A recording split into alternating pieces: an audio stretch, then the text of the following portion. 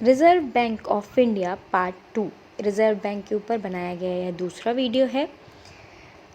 पहला प्रश्न, किस आयोग ने केंद्रीय बैंक के लिए रिजर्व बैंक ऑफ इंडिया का नाम सुझाया था? किसने रिजर्व बैंक ऑफ इंडिया नाम दिया? सन 1926 में हिल्टन यंग आयोग, royal commission on Indian currency and finance ने ही पहली बार केंद्रीय बैंक के लिए रिजर्व बैंक ऑफ इंडिया के नाम की संस्तुति की थी। यानी इसका आंसर होगा हिल्टन यंग आयोग ने रिजर्व बैंक ऑफ इंडिया नाम दिया था। दूसरा प्रश्न देखते हैं, reserve bank of India RBI की स्थापना किस अधिनियम के तहत की गई थी? आपको पता है कि 1935 में रिजर्व बैंक ऑफ इंडिया की स्थापना की गई, पर कौन सा अधिनियम था?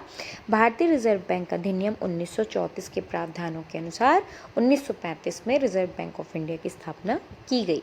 अधिनियम है 1934।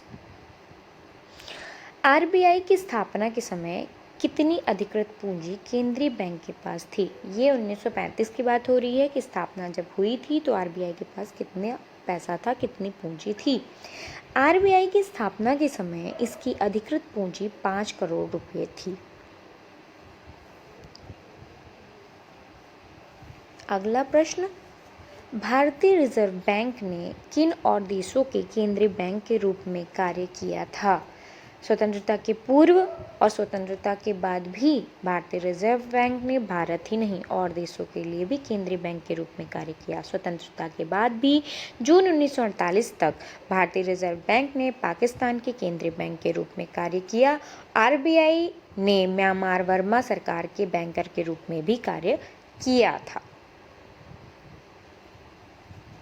1947 में भारत आज़ाद हुआ, पर 1948 तक वह केंद्रीय बैंक बना रहा। किसका? पाकिस्तान का। आरबीआई का प्रतीक चिन्ह क्या है? RBI reserve bank of India का आधिकारिक प्रतीक चिन्ह ताड़ का पेड़ और बाघ है। इसे ईस्ट इंडिया कंपनी के प्रतीक चिन्ह से लिया गया है।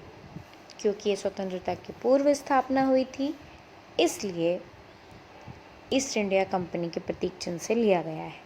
आरबीआई का पूर्ण स्वामित्व किसके पास है? स्वतंत्रता के बाद आरबीआई का पूर्ण स्वामित्व वर्तमान में भारत सरकार के पास है। पूर्ण स्वामित्व भारत सरकार के पास है।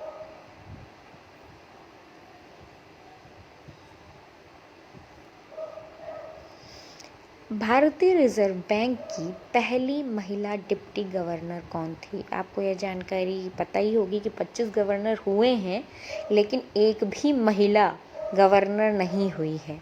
सब पुरुष ही हुए हैं, महिला गवर्नर नहीं रही हैं। के ओडेसी भारतीय रिजर्व बैंक की पहली महिला डिप्टी गवर्नर बनी। इन्हें 2003 में इस पद पर नियुक्त किया गया था। डिप्टी गवर्नर थी, गवर्नर नहीं थी। गवर्नर कोई भी महिला नहीं बनी है।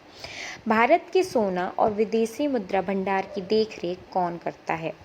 बैंकों का बैंक यानी reserve bank of India Bharat के सोना और विदेशी मुद्रा भंडार की देखरेख करता है। अंतर्राष्ट्रीय मुद्रा कोष में भारत का सरकारी प्रतिनिधि कौन होता है? मुद्रा का नाम आता है तो रिजर्व बैंक ऑफ इंडिया का नाम आएगा ही। भारतीय रिजर्व बैंक अंतर्राष्ट्रीय मुद्रा कोष IMF में सरकारी प्रतिनिधि के रूप में कार्य करता है। वाणिज्यिक बैंकों को कौन ऋण प्रदान करता है? इसीलिए बैंकों का बैंक कहा जाता है रिजर्व बैंक ऑफ इंडिया को, क्योंकि वाणिज्यिक बैंकों को भारतीय रिजर्व बैंक सस्ते दर पर ऋण प्रदान करता है।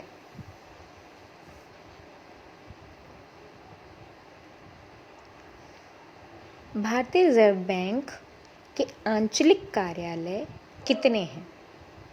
जोन में कितने कार्यालय हैं? भारतीय रिजर्व बैंक के 4 आंचलिक कार्यालय कौन कौन से हैं?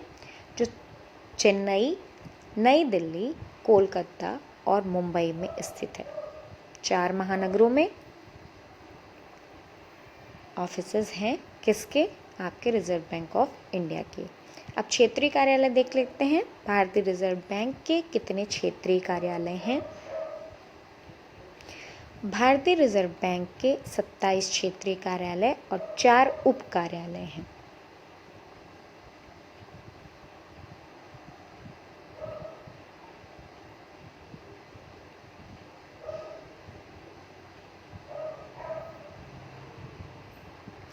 भारतीय रिजर्व बैंक का कामकाज किसके द्वारा निर्देशित किया जाता है? कौन निर्देश देता है? केंद्रीय निदेशक बोर्ड द्वारा निर्देशित होता है। एक केंद्रीय निदेशक बोर्ड बनाया गया है, उनके द्वारा निर्देशित किया जाता है। केंद्रीय निदेशक बोर्ड की नियुक्ति किसके द्वारा और कितने सालों के लिए की जाती है? केंद्रीय निदेशक बोर्ड के सदस्यों की नियुक्ति भारत सरकार द्वारा की जाती है और यह नियुक्ति 4 सालों के कार्यकाल के लिए की जाती है। 4 सालों के लिए।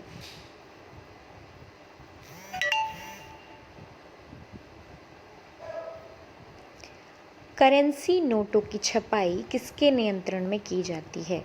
जो नोट छापे जाते हैं वो किसके नियंत्रण में छपाई होती है? भारतीय रिजर्व बैंक अपने नियंत्रण में करेंसी नोटों की छपाई करवाता है।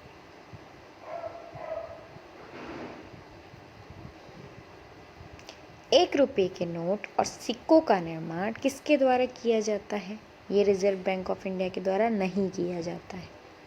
जी हाँ, ₹1 के नोट और सिक्कों के निर्माण का काम भारत सरकार द्वारा किया जाता है, रिजर्व बैंक ऑफ इंडिया के द्वारा नहीं। करेंसी नोट की छपाई रिजर्व बैंक ऑफ इंडिया के द्वारा की जाती है। बैंकों के राष्ट्रीयकरण के समय भारतीय रिजर्व बैंक के गवर्नर कौन थे? जब राष्ट्रीयकरण किया गया, कब किया गया था? 1949 में, LK झा। भारत में अंतिम समय का बैंक किसको कहा जाता है? अंतिम समय का मतलब हुआ कठिन समय, आपातकालीन स्थितियों में। आपातकालीन परिस्थितियों में RBI अंतिम समय के बैंक के रूप में कार्य करता है। जब आपातकाल आता है तो RBI ही सामने आता है। रिजर्व बैंक ऑफ इंडिया का वित्तीय वर्ष कब से कब तक रहता है? रिजर्व बैंक ऑफ इंडिया का वित्तीय वर्ष 1 जुलाई से शुरू होता है और 30 जून तक रहता है।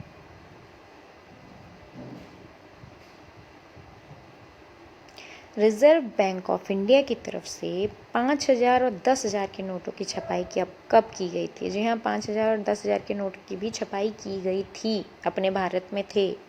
1938 में रिजर्व बैंक की ओर से 5,000 और 10,000 रुपये के नोटों की छपाई की गई थी। इसके कुछ समय बाद दोबारा 1954 और 1978 में एक बार फिर से इन नोटों को छापा गया था। 5,000 और 10,000 नोटों की छपाई की गई थी। 5,000 का नोट तब चलता था।